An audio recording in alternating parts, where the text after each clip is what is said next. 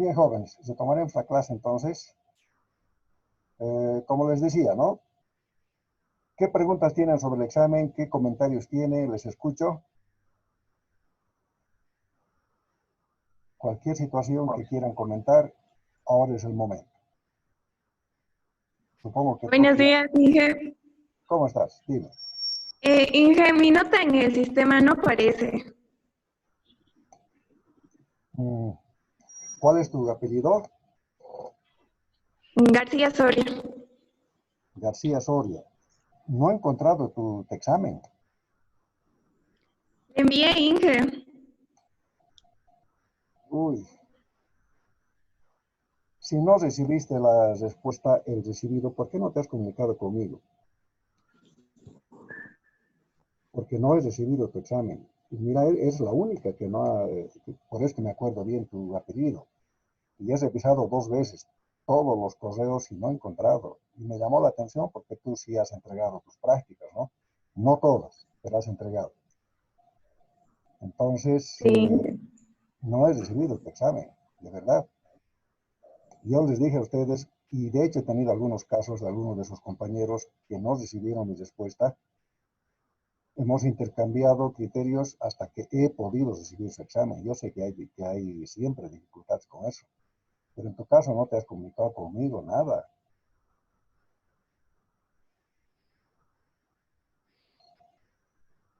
¿Cómo hacemos?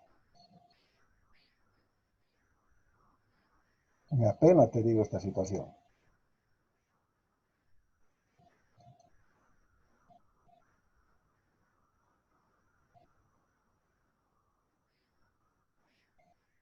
Um,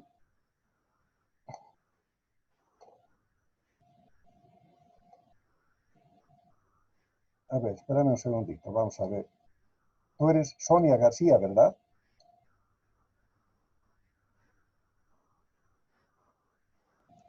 García Soria. García Soria. Espérame un ratito. Voy a entrar a mi lista. No, estoy seguro de que tú no tienes nota, seguro. De hecho, debe estar apareciendo incluso con 0.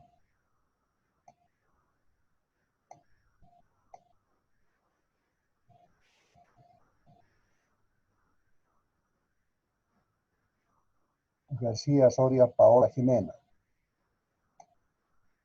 Evidente, no te he puesto nota por ese motivo.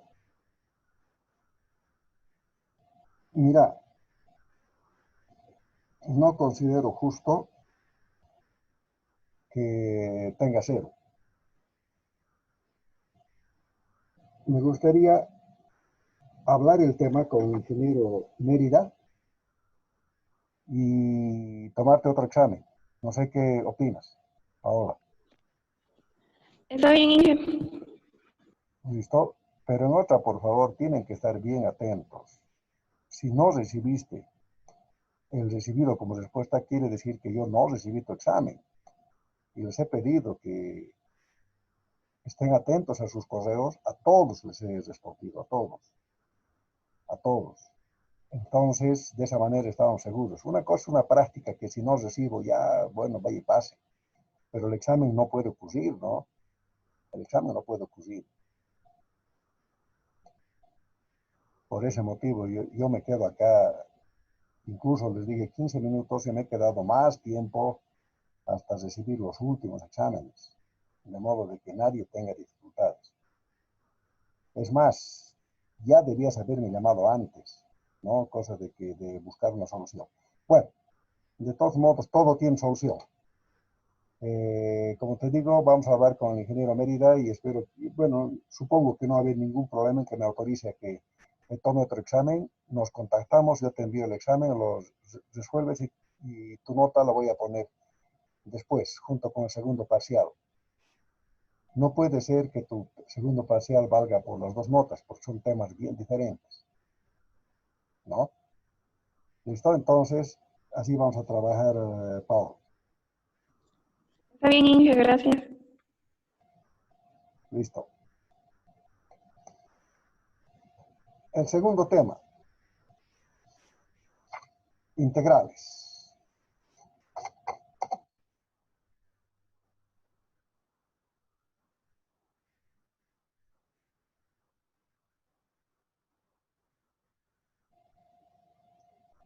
Cuando termine este segundo tema, ustedes tienen que saber integrar tan bien como saben derivar. ¿Qué es una integral?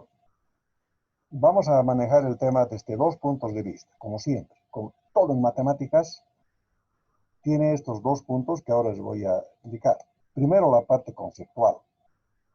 Tenemos que entender bien qué es exactamente, qué representa la operación que hacemos, ¿no? O sea, tenemos que saber qué es lo que estamos haciendo. Es lo que les he ido recalcando desde el inicio de la materia. Y la segunda parte es la parte operativa. Es decir, tenemos que saber encontrar el resultado de toda integral. Básicamente, tenemos que saber integrar. Entonces, vamos a manejar desde los dos puntos de vista. El primero, la parte conceptual. ¿Listo? ¿Qué es una integral? Una integral es la inversa de una derivada. ¿Qué es la inversa de una multiplicación? La división, ¿verdad? De una suma, la resta. De una multiplicación también podríamos decir que es una factorización, ¿verdad? 2x más x al cuadrado. Si yo lo factorizo, resulta ser x 2 más x, ¿no ve? Es factorizado mediante factor común. Si yo multiplico este x por 2 más x, es decir, deshago esta factorización, me queda 2x más x al cuadrado, ¿verdad? Si quieren ustedes, aquí he factorizado, aquí he multiplicado, ¿no ve? Y el resultado va a ser siempre el mismo, solamente estamos yendo de atrás para adelante. Cuando yo derivo, encuentro un resultado. Ese resultado ustedes ya saben bien que es una tangente. Es el límite de la tangente cuando el delta de x tiende a cero, ¿no ve? ¿Se acuerdan? Hemos hablado de ese concepto. Pero ese resultado me está dando una derivada. Si yo deshago esa derivada, voy a encontrar como resultado la ecuación original. Aquí he factorizado, aquí he deshecho esta factorización y mi resultado ha sido la ecuación primitiva o la ecuación original. ¿Lo ve? Lo mismo ocurre, si yo deshago una derivada voy a encontrar la ecuación original. Y el resultado de esa ecuación original es la integral. La integral que por ese motivo a veces también se llama antiderivada. Hoy vamos a hacer algunos ejercicios de antiderivada, si se alcanza el tiempo. Esa es la parte, si quieren, procedimental. Esa es una derivada, o esa es una integral desde el punto de vista práctico. Ahora, desde el punto de vista conceptual, ¿para qué nos sirve una integral? A ver, cuando comenzamos la materia, ya os había dado este ejemplo. Yo quiero encontrar el área de ese triángulo. En el lado A, B, C. El área de ese triángulo va a ser nada más, yo encuentro la altura es una perpendicular al otro lado, y digo base por altura sobre 2. ¿No ve? Y he encontrado exactamente el área de ese triángulo. Exactamente. No hay donde perderse, es fácil. Si yo tengo un rectángulo, encuentro el área de este rectángulo,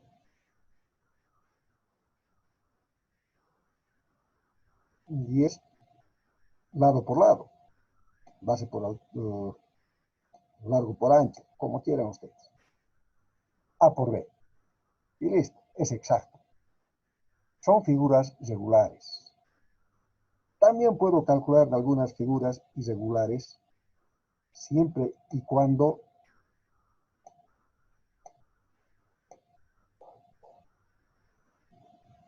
sus lados sean rectos. Si me piden calcular el área de esta figura, ¿qué es lo que tengo que hacer? puedo separarla en triángulos, ¿verdad?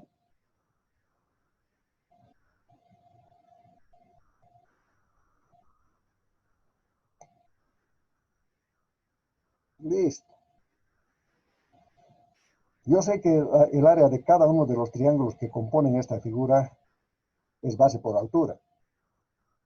Y pues tengo el área 1, área 2, área 3 y así sucesivamente. Solamente la suma de todas las áreas me va a dar el área exacta de toda esta figura. Pero si yo les pido, calculen el área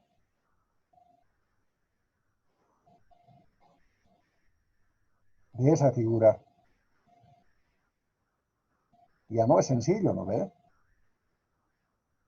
Es más, no se puede.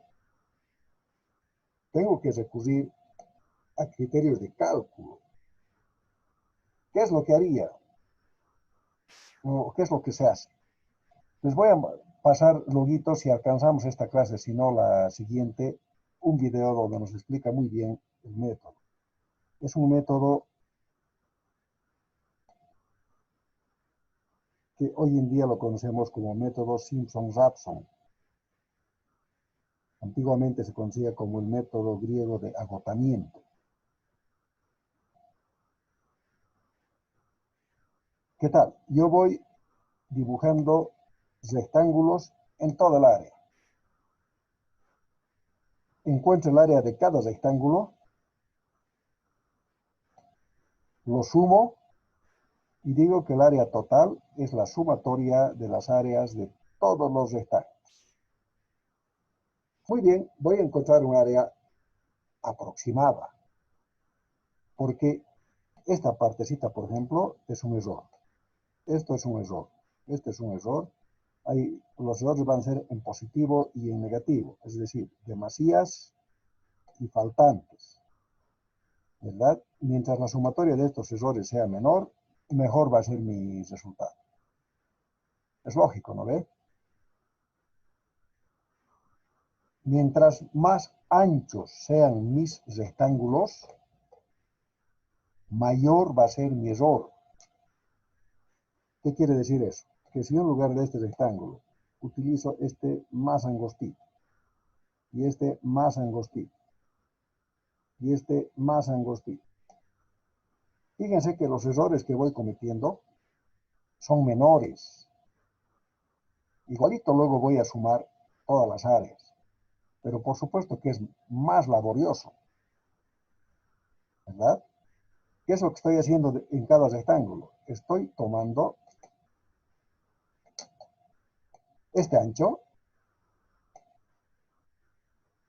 delta X, y estoy multiplicando por su altura. ¿No ve? En cada rectángulo. Aquí también. Entonces, me doy cuenta que mientras más pequeño sea el delta X, más exacta es mi figura. ¿No ve? O más exacta, no mi figura, perdón. Más exacta es el área total. Cometo menos errores. Entonces, ¿qué tal? Basándome en ese criterio, yo voy a buscar un delta X que tienda a cero. El límite. Lo voy a hacer tan angostito como pueda imaginarme, pero no llega a ser cero. Porque si es cero, desaparece. Ustedes ya conocen ese concepto. Entonces, yo voy a tomar una cantidad de delta X infinitamente pequeños. Pues fíjense que el error va a ser prácticamente nulo. El error no va a ser nulo, porque no puede ser nulo, pero va a tender a cero. Y el área de esta figura voy a poder calcularla de forma mucho más precisa. Pero ¿qué pasa? ¿Qué es el límite cuando el delta X tiende a cero? Es la diferencial. ¿Y qué es la altura? Es el valor de la función. ¿Lo ve? Una derivada que es dx, a ver, entonces, f' de x es dy sobre dx. Si este dx pasa aquí a multiplicar, me queda que la diferencial de y es igual a f' de x por diferencial de x. Hemos hablado del concepto de diferencial, ¿verdad? Es aquí donde vamos a aplicar. Yo tengo que sumar todos estos delta x. Esa es sumatoria. Entonces, en vez de sumar, saco la integral, que es una S alargada. Esta S alargada es una integral. Que cuando tiene límites, esta altura es de A hasta B, se llama integral definida. Cuando no tiene estos límites, se llama indefinida. Pero eso es una integral. Es la sumatoria de un montón de áreas, es el área bajo la curva, si quieren ustedes. Cuando el delta x lo hago infinitamente pequeño y me permite encontrar el área de cualquier figura. Este ha sido inventado por Newton, justamente porque tenía que demostrar las leyes de Kepler. ¿Qué dicen las leyes de Kepler en astronomía? Nos dicen que un cuerpo celeste, cualquiera, que orbita alrededor de otro, describe una trayectoria elipsoidal y recorre áreas iguales en tiempos iguales. Es decir, el mismo tiempo va a recorrer así, así, así, así. Eso dicen las leyes de Kepler. Pero Kepler no lo pudo demostrar, porque no tenía las herramientas. Newton, para demostrar esta ley, inventó el cálculo. Por eso viene este concepto. Por eso la integral es básicamente el área bajo la curva. ¿Está bien? Y operativamente es lo contrario a la derivada. Les voy a poner un video, voy a compartir pantalla, ya saben que yo me chacreo un poco con estas cosas, así que me van a disculpar, pero voy a buscar un ratito dónde está mi YouTube. Voy a entrar.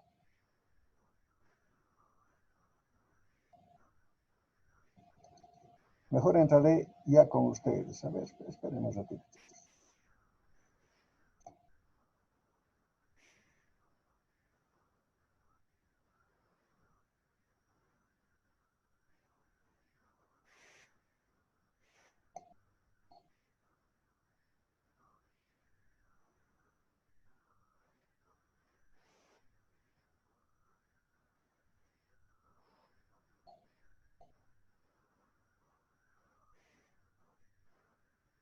Espérenme un segundito, por favor.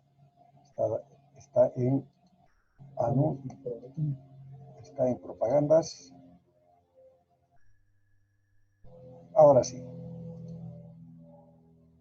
Vamos a compartir pantalla. Ahora voy a compartir el sonido.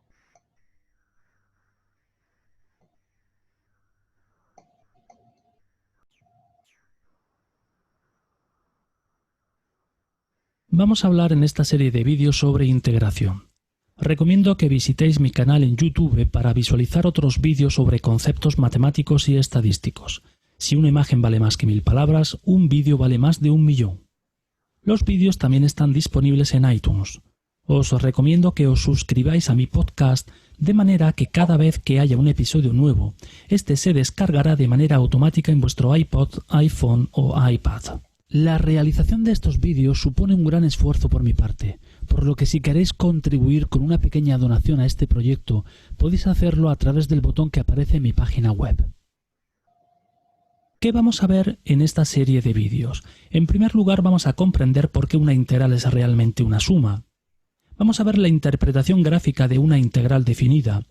Vamos a resolver paso a paso varias integrales definidas y alguna integral impropia.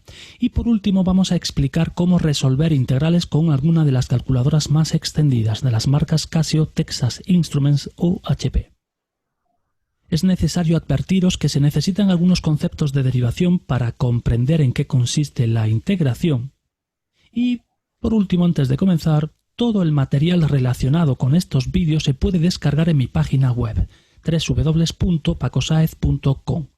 Allí vais a encontrar las tablas con las derivadas y las integrales más utilizadas, así como todas las integrales que vamos a resolver en estos vídeos. Comencemos. ¿Cómo surgió el cálculo integral? Pues por la necesidad de calcular áreas de figuras planas, en particular por la necesidad de calcular el área de figuras irregulares.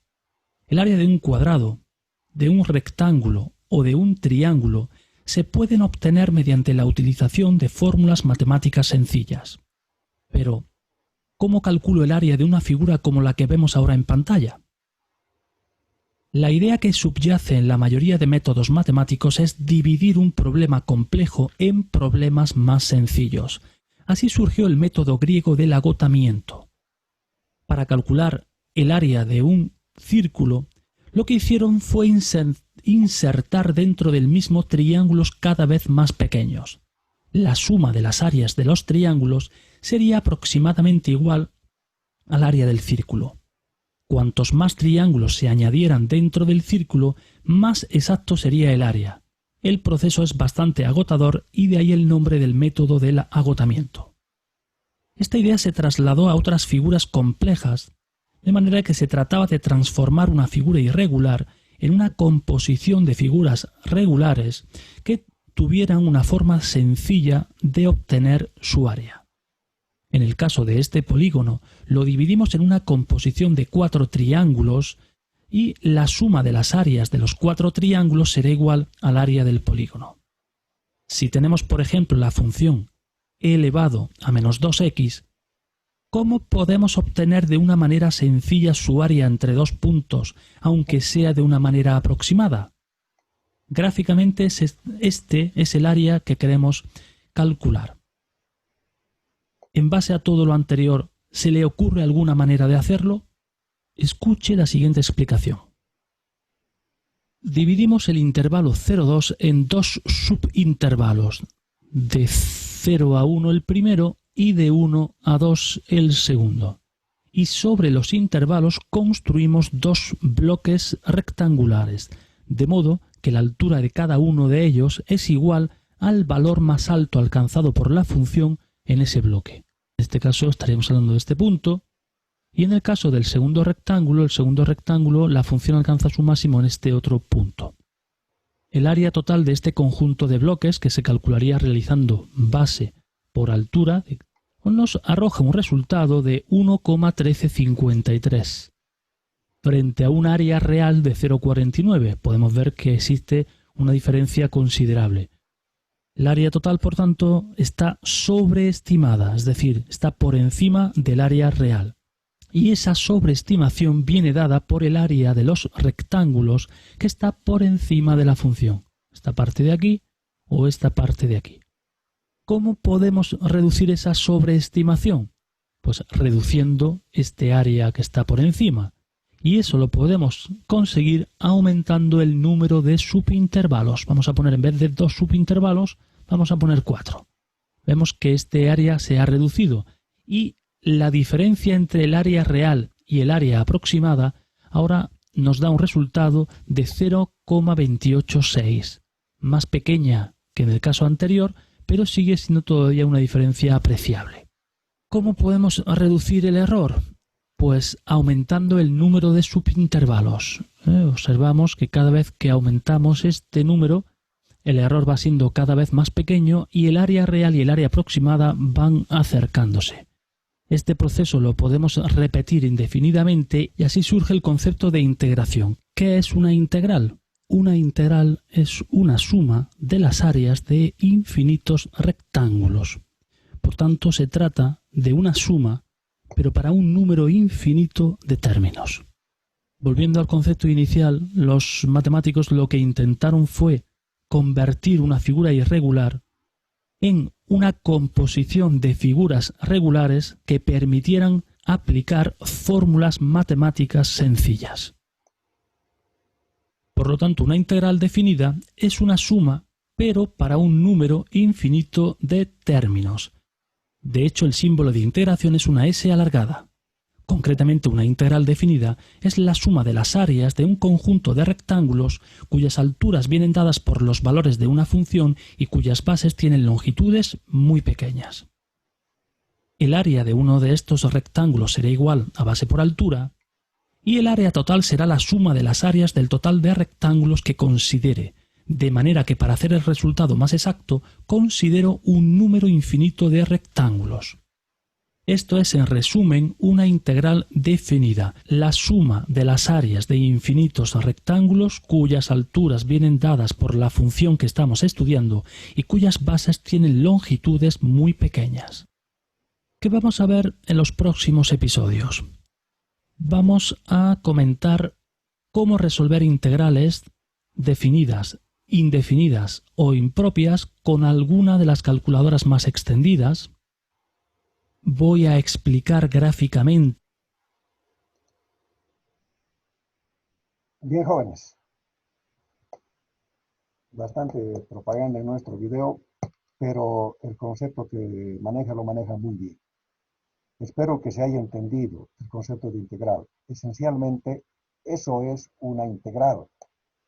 Como dicen en el video, es la sumatoria de todas las áreas. Ellos nos dicen un número infinito de rectángulos, ¿verdad? Si yo tengo un número infinito de rectángulos, el ancho de cada uno de ellos tiende a ser. Es básicamente el mismo concepto, por si acaso. No sé si alguien tiene alguna pregunta, si se entendió el concepto. Si se entendió, pónganme el puntito verde, por favor. Y si alguien quiere comentar, le escucho.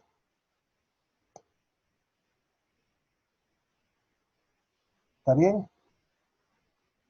Entonces, siempre que hagamos una integral, vamos a ser conscientes de que lo que estamos haciendo es una suma de incrementos o deltas, cuando estos deltas tienden a cero.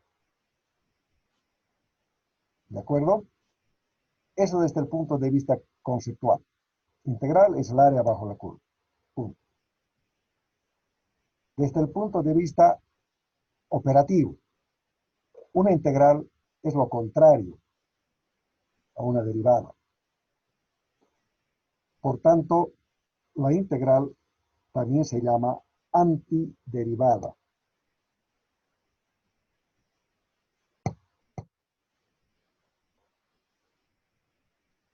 ¿Listo? A ver, vamos a tratar de hacer algunas antiderivadas. Primero, de una manera bastante, si quieren ustedes, bastante práctica, y luego ya vamos a ir entrando en el tema en sí. Van a ver de que no es tan complicada como lo que os voy a mostrar ahora, porque está un poco complicado.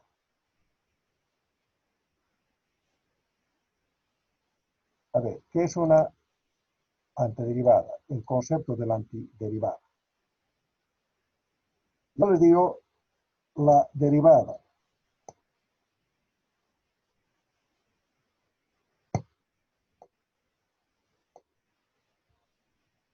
digamos 6x. Esa es una derivada, ¿vale? Pero yo quiero saber cuál es la función primitiva. Es decir, vamos a hacer exactamente lo contrario a lo que hicimos antes. Antes yo les daba una función y les decía deriven esta función. Y ustedes lo que hacían era aplicar todas las reglas de derivación y me encontraban el resultado de la derivada. Ahora al revés, yo les estoy mostrando la derivada y les pido que me digan cuál es la función original. ¿Cuál sería en este caso? A ver, ¿quién me dice? Este resultado, ¿de qué función ha partido? 3x cuadrado. 3x cuadrado. Muy bien. Si yo tengo una función y igual a 3x al cuadrado,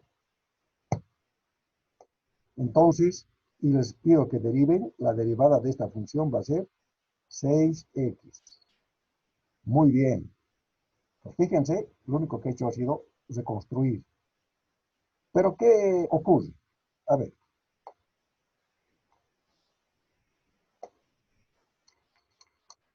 A ver.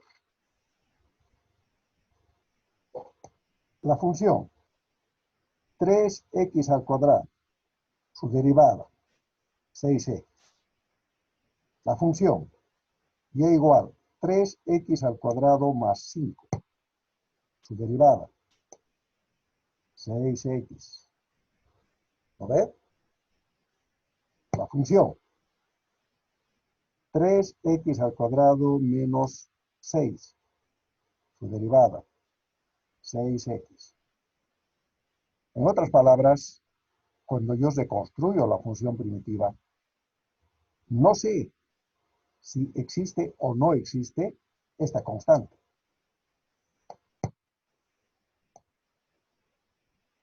No tengo la información.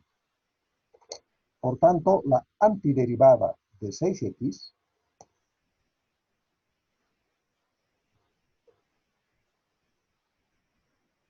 su antiderivada va a ser una función y igual 3x al cuadrado más c. ¿De acuerdo? C, porque es una constante. Que ni siquiera sé si está presente. Y si está presente, no sé cuánto vale. O sea, no hay manera. Por tanto, toda integral o toda antiderivada siempre va a tener este más c. ¿De acuerdo? Que por supuesto que luego hay formas de saber cuánto vale. Solamente es posible en las integrales como esta que tienen límites, con algunas condiciones más. Pues yo necesariamente puedo averiguar ese valor de C, si me dan algunas condiciones para poder averiguarlas. Vamos a aprender esto en el transcurso de la materia.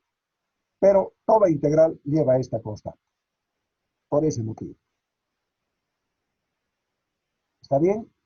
No sé si alguien tiene alguna pregunta.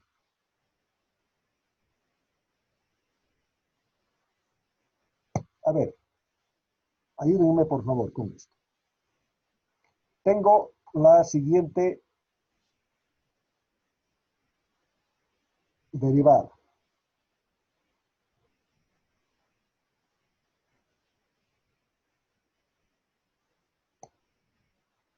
¿Cuánto sería su antiderivada? ¿Qué dicen? ¿Cuál sería la antiderivada? ¿Cuánto sería f de x? La antiderivada es la función primitiva. En otras palabras, la integral es la función primitiva. ¿Cuánto sería? A ver, ayúdenme. ¿Quién me dicta el resultado? ¿Cuánto sería la función original? Ustedes saben que cuando se deriva un valor constante por x a la n, su derivada es la constante por n por x a la n menos 1. ¿Lo ven? ¿Conocen eso?